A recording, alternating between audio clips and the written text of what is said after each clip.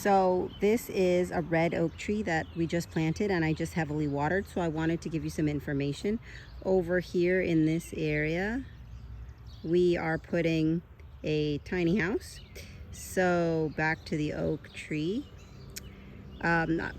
We put it more than 20 feet away from where we are putting our tiny house because you don't want it to grow under your foundation or for the branches to hit the house. And then we also put it 20 feet away from this is a silver maple tree, so that way the roots wouldn't grow into each other and I wouldn't have to trim the tree for them touching each other.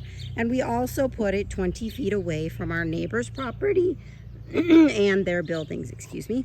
So all of this entire area will be completely shaded because red oak trees get to be around 40 to 60 foot span and they get between 60 and 70 feet tall, which is different than the white oak, which get much bigger than that. Now, I learned this from a forester right after I planted this tree, or right when we got it anyways, before I planted, that he prefers white oak because red oak has more tannins. So white oak is better for the wildlife. So I don't know if I have any room for a gigantic white oak tree, but if I do, then I will go ahead and get one of those, or maybe even another maple tree, which this is a maple tree that gets to a very nice size and offers a good amount of shade. So that means that entire portion from there where the oak tree is all the way to the maple tree and all this back way will be completely shaded in our yard.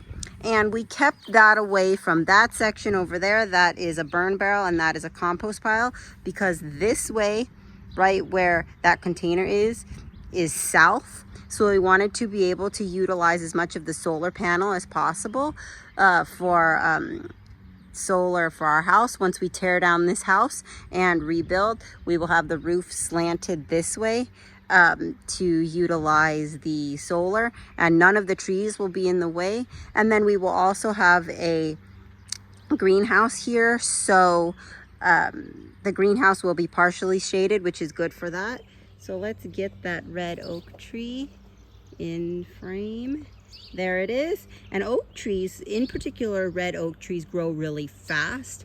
And the reason they are called red oak trees is because they are a beautiful, bright, burnt red color on the leaves in summer.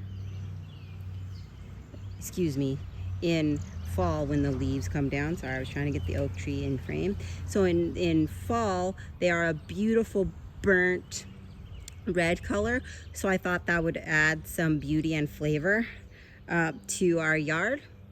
And yeah, that's just a little information about oak trees. I'm going to have to water it every single day that it doesn't rain for the first year, because it needs extra water so it doesn't compete with the grass for water. Also, so that it grows a very strong root structure, which it needs water to soak up to do that.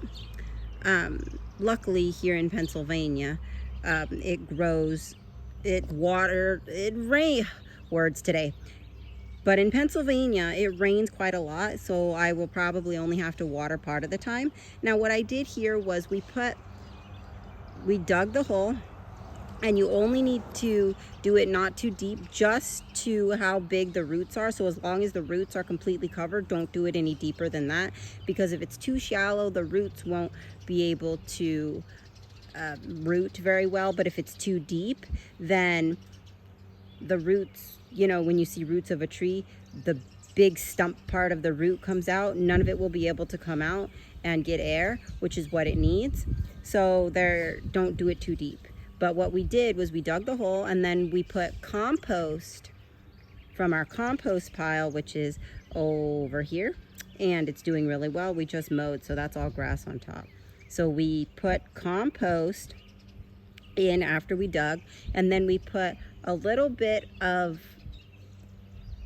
fertilizer balls and covered that up with more compost, so that way the roots wouldn't be directly touching any chemical fertilizer. It's not a chemical, it's all natural, but we didn't know the quality of our soil in the grass, so that's why we did that. And then we covered it with the soil, the dirt that the grass was growing in, so that way it's covered and grass will grow around it, but it has that really strong vitamin rich compost to be able to grow. So if you are able to do that, if not, get a really good quality soil and add vitamins to it if it's not a good quality soil.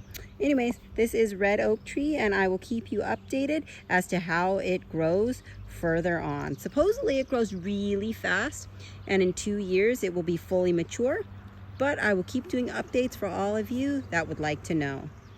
Thanks so much for watching, and this is the newly planted red oak tree and information. Stay tuned.